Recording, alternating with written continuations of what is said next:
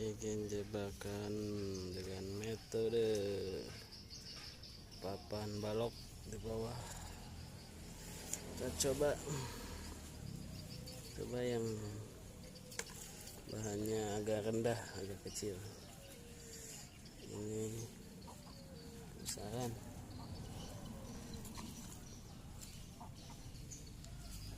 Ini yang kecil ya.